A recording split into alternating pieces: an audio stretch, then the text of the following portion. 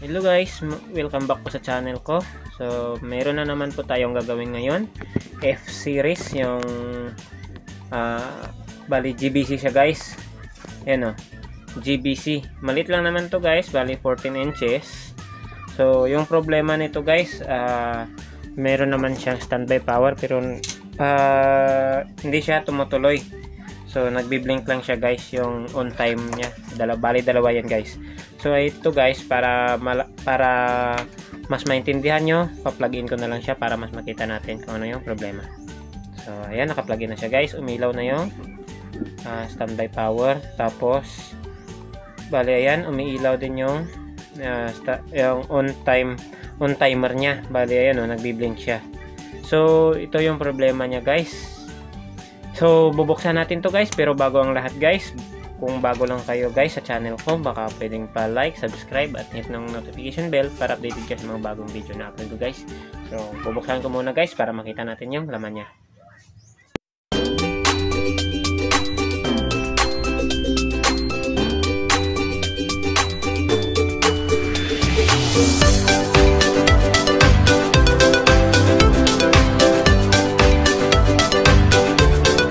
So, bali ito nga guys, bali may napansin lang ako dito na kunting problema. So, yung part nito guys, bali meron siyang bitak. Ayan bitak siya guys. Papunta yan dito. Yun, kung napapansin nyo, yung bitak na yan, bali ground yan guys. So, tapos yung ground na yan, papunta yan dito sa emitter ng hot natin. Tapos itong isa, yung napasama sa bitak, ito yung pin ng flyback na nakakonect sa collector ng hot natin. So, kaya pala walang oscillation kasi nga itong hot ay hindi nakakonect sa ground, tapos yung isa hindi rin konektado dito sa collector ng flyback natin. Collector pin ng flyback natin. So, subukan natin guys na i-test kung meron ba siyang continuity. So, ito yung ground. So, ayan guys, walang connection yung ground niya sa dito sa emitter ng ano natin ng hot natin. Tapos yung collector ito papunta sa pin ng flyback, wala rin.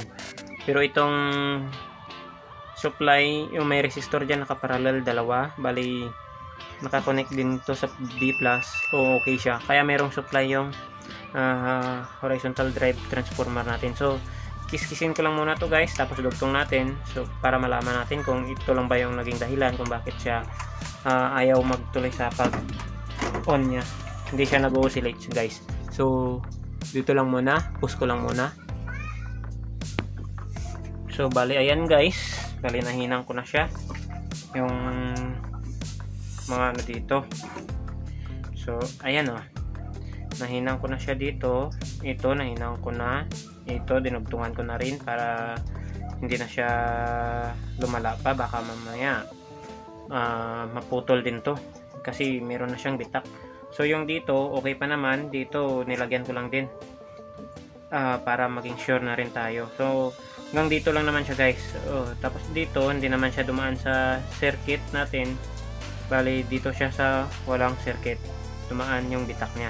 Pero dito, hindi ko na nilagyan kasi meron naman yan dito. Malaki pa naman. Malaki pa naman yung line niya. Meron pa namang resistor dyan papunta dito sa horizontal drive transformer natin. So, kanina guys, wala tayong continuity na nasukat dito na nakuha. Ayan, dito tayo sa ground na galing sa chopper. Tapos dito sa ground, sa emitter ng hot natin. So, ayan, meron na. Dito sa collector, tapos sa collector pin ng flyback, meron din. So, subukan natin ulit guys na plug in yung TV para makita natin kung gumagana na ba siya o hindi. Sana ito nga lang. Pero pag bitak guys, baka na pressure to o may nangyaring hindi maganda dito sa TV na to. So plug in ko na lang siya ulit. So, bali ito, plug in ko na siya para maano ko kung gumagana siya o hindi.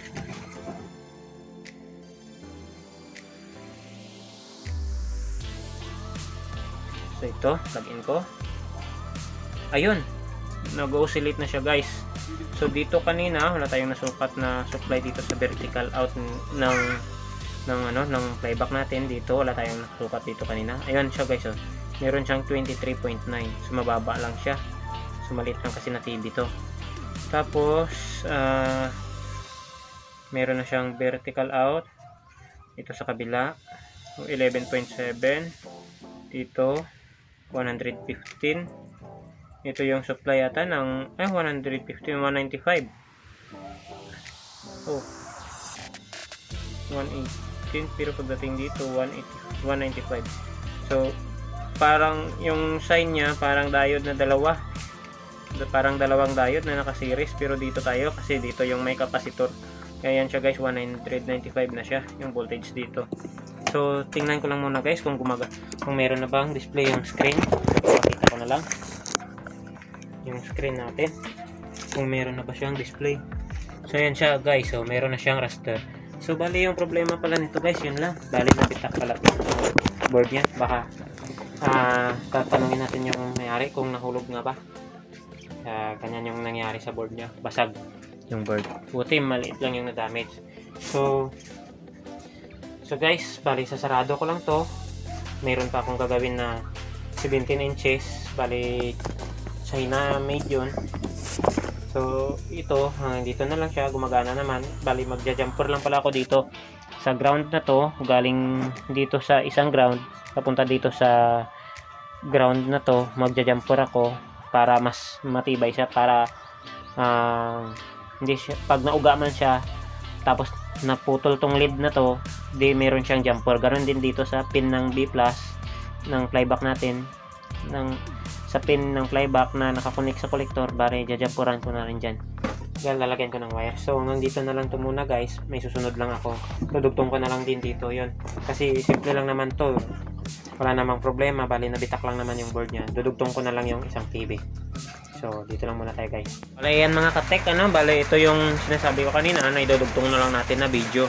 Bali yung isang TV kanina na inayos ko na 14 inches, bali nabalik ko na, tapos na-test na rin natin dun sa bahay ng mayari, okay na rin. Tapos ito naka-plug in na siya mga ka-text, pero kung napapansin nyo, wala siyang standby indicator. So bubunutin ko na lang, naka-on na rin to. Naka-on na yan yung switch nya.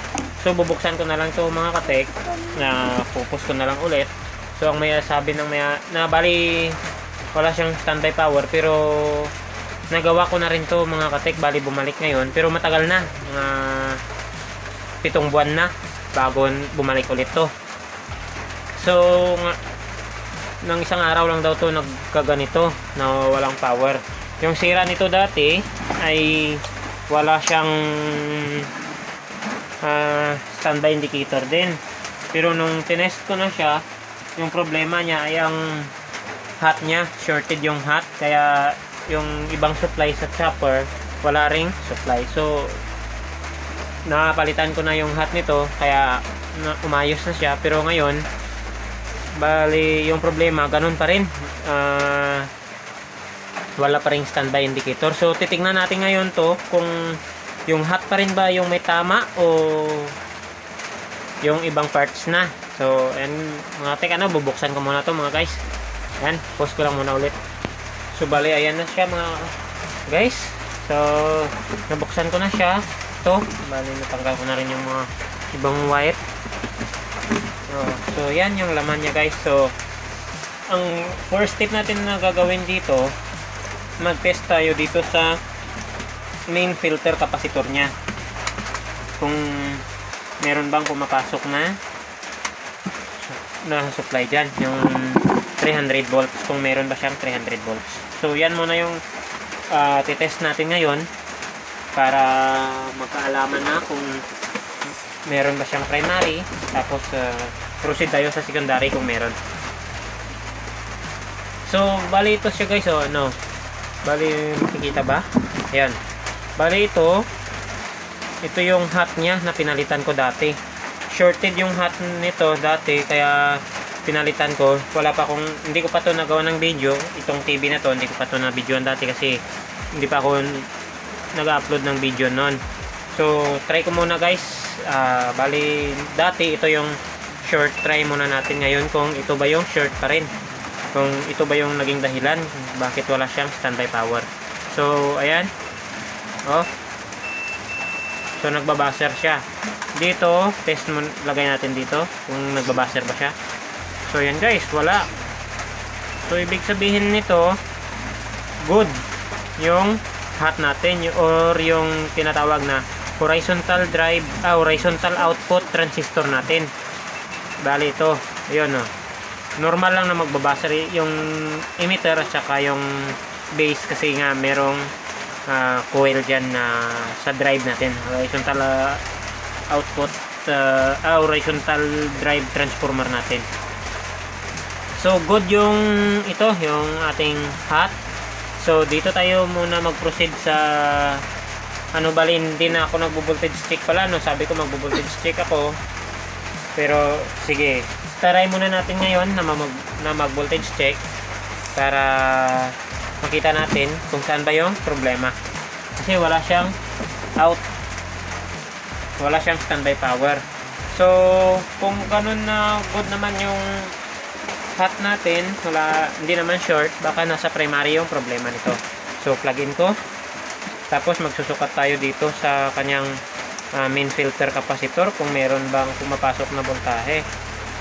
So ayan, wala siyang voltage guys dito sa main filter capacitor natin.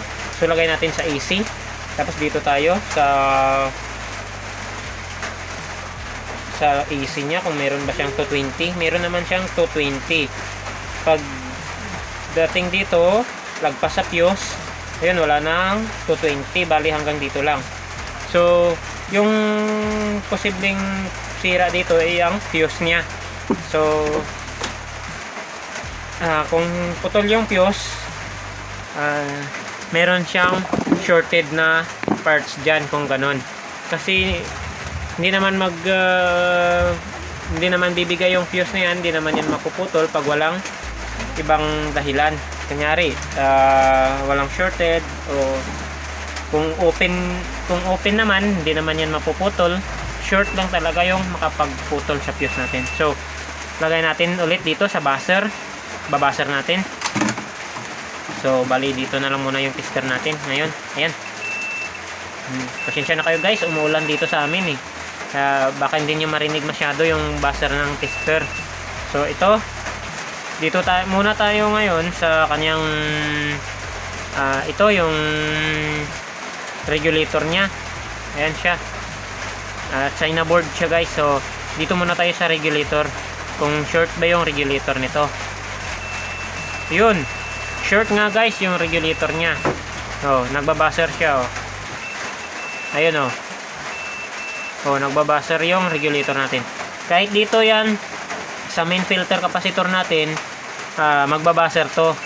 Ayun nagbabuzzer siya guys. So check natin ngayon yung itong diode, kung baka may shorted sa diode, baka diode lang yung short. So wala naman, hindi naman nagbabuzzer yung diode. So malamang ito talaga yung pinakasira nito, yung regulator nya. So ngayon tatanggalin ko muna tong regulator para matest natin. So pause ko na lang muna guys. So bali ito guys, bali natanggal na natin itong regulator nya. So test natin ulit kung meron bang short yung nandoon sa kanina, kung meron pa rin bang short. So hindi ko muna i-test yung regulator natin kung yun ba yung short. Dito muna tayo sa capacitor, try muna natin dito. So ayan, hindi na siya nagbabuzzer guys.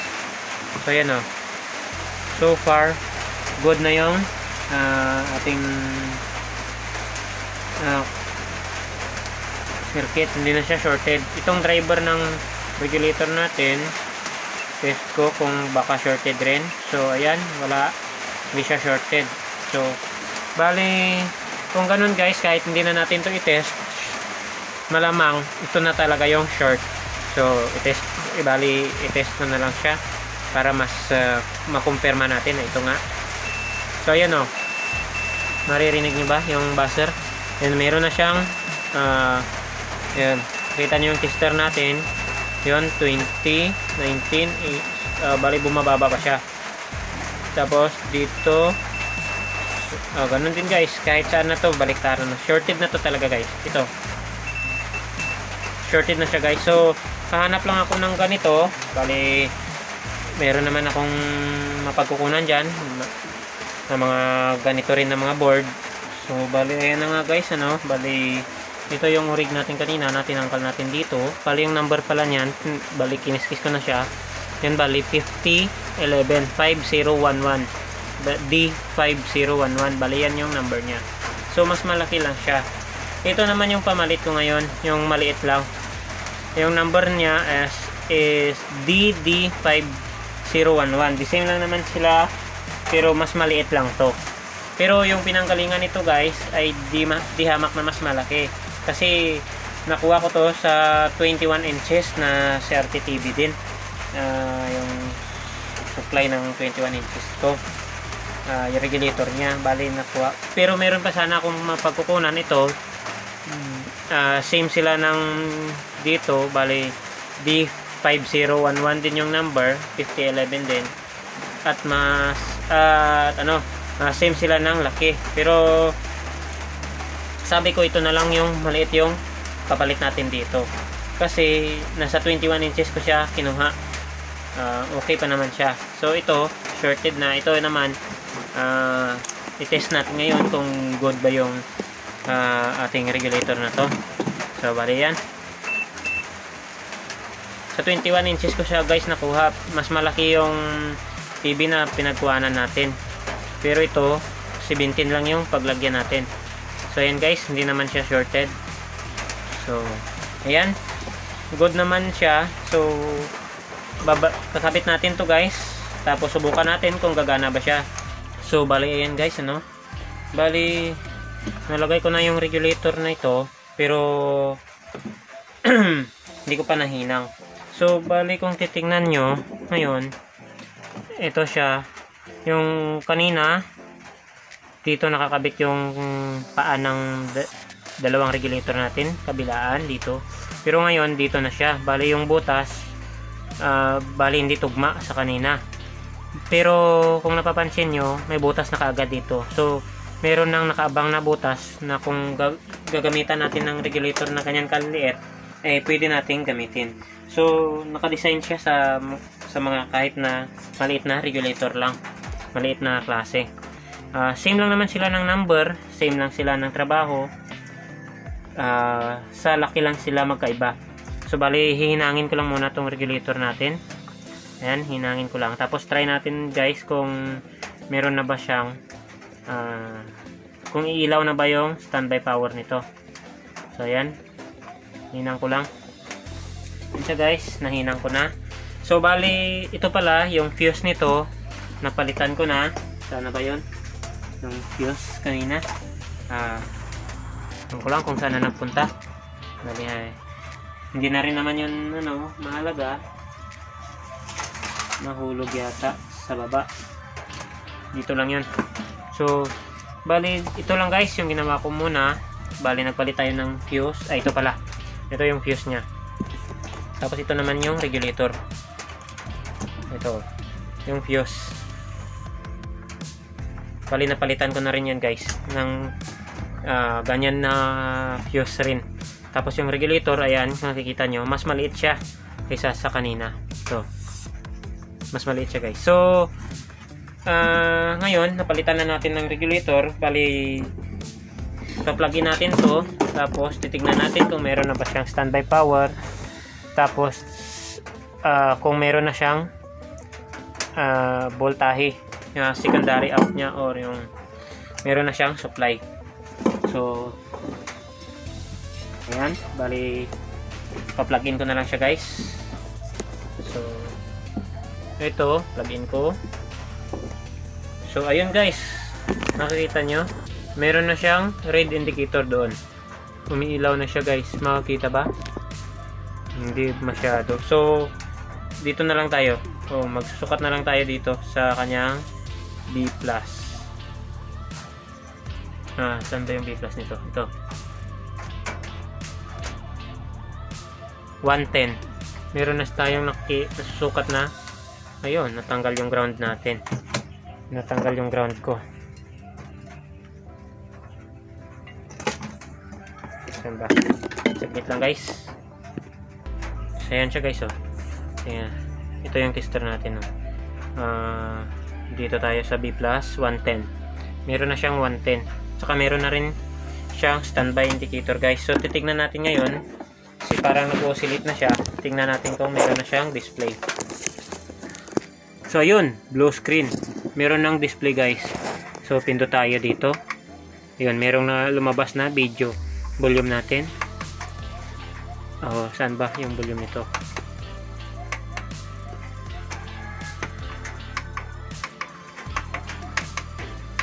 Ito yung volume.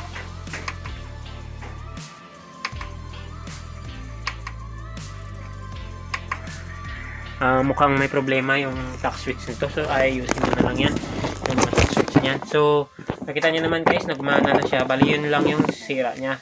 So ngayon lagyan natin siya ng signal, tapos babalik ko muna yan, tapos lagyan natin ng signal. Mamaya ko na papalitan yung mga tack switch nito para makita natin kung gumagana na ng maayos yung TV natin. So bubunutin ko muna, tapos post ko na lang muna guys. So bali ayan na siya guys, bali nakabitan na natin siya ng signal. So ayan, nagkaroon na siya ng display. So okay naman siya guys. Medyo may konting lang dito problema, yung kulay niya ay mas matingkad yung pula, mas matingkad yung kulay red niya guys. So adjust ko lang ito sa remote, kaso walang remote to. Meron akong remote pero wala namang battery. So ito yung ginagamit ko sa mga ganitong TV, yung mga TG Pro, ganitong remote. Kasi meron siyang service mode sa gitna. Ito, yung butas na yan. So ngayon wala siyang battery, wala akong mahanap kasi pinaglaruan ng anak ko yung battery. Iwan ko kung nasaan na yun. So ayan, nakikita nyo, medyo mas matingkad yung kulay pula niya. Pero okay na yan guys. Bali adjust ko na lang to bukas ko pa naman to babalik. Adjust ko lang to sa remote. Pero ayan siya guys, okay naman yung display niya. Yung kulay niya lang yung mas matingkad. So yan guys, hanggang dito na lang tayo. Yung kanina, hindi ko na tinest yun dito. Pinalik ko na, doon ko na tinest sa bahay ng may-ari. So okay na yun. Ito, okay na rin. Ayos na rin to. 14 inches yung kanina. Tapos ito, 17 inches. So hanggang dito na lang tayo guys. So maraming salamat sa inyong walang sawang pagsuporta sa munting channel ko. Tsaka kung bago lang po kayo, baka pwedeng pa subscribe guys. So hanggang dito na lang tayo. Paalam.